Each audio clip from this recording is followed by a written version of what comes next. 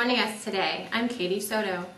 Today we're bringing you the latest at what's happening at the Merced County Courthouse involving the civil lawsuit of a 74-year-old man who sustained injuries after a fall at one of our local hospitals. We'll be going to field correspondent Katrina Basso for the latest. Katrina? Thank you, Katie. I'm Katrina Basso here at the Merced County Superior Court at the site of the latest civil lawsuit involving a fall by a man named Mr. Jones. He sustained terrible internal injuries. Here today I am talking to you. I'll be interviewing Miss Jones, daughter of the fall victim. What can you please tell me happened at that hospital? Well, my dad was at St. Wanda's. He was supposed to be receiving care there, and he should have been a two-person assist whenever he was standing up, and the nurse, there was a sign above his bed that said 2 people were required to transfer him. The nurse did not pay attention to that sign. She tried to lift him on her own, and he fell and received internal injuries, and also he has limited mobility for the rest of his life. Oh, that's terrible. Now, can you please tell the audience, did the nurse know that she was not supposed to move him by herself? Well, she should have known. She should have looked in his chart and to see how many people are required to lift him. There was a sign above his bed, which she didn't pay any attention to. So, now, when you went to visit did you visit your father in the hospital? Of course, yeah.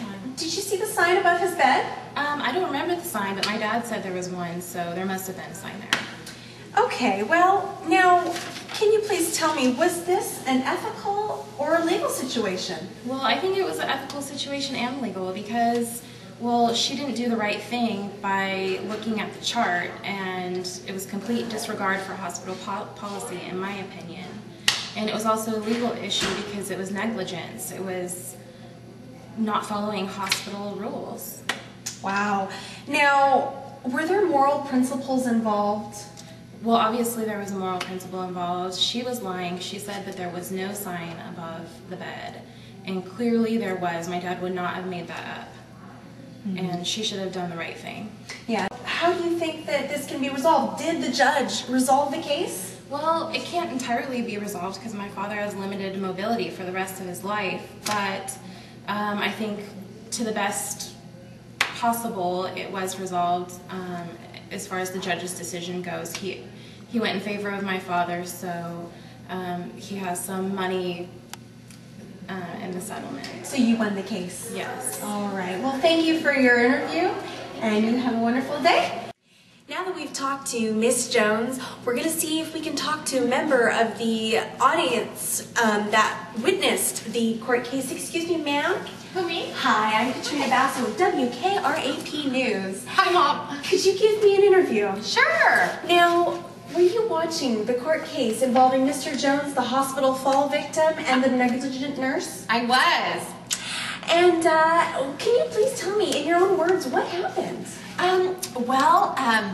There was an older gentleman by the name of Mr. Jones, and he got up on the stand and he said that he fell under the care of a nurse at a hospital, and he sustained some injuries, and so he's pretty upset about that. He was saying something about a sign over his bed, that there were supposed to be 2 people assisting him, and the nurse, neglected to follow that sign.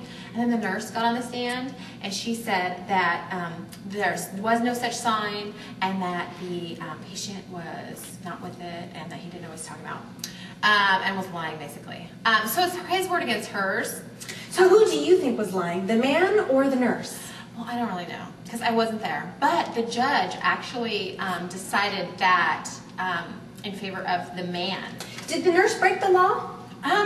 There was actually, like I said, the judge decided in favor of the man and thought that the nurse was negligent in her duties. Wow. Yeah. Well, now, did they show any proof at all of this incident? Well, I think the most, the biggest proof was when they plastered the nurse's chart up on the wall, the medical chart, yeah, in big letters. And did it say that it required a 2-person transfer? It did. Was there a sign above his bed?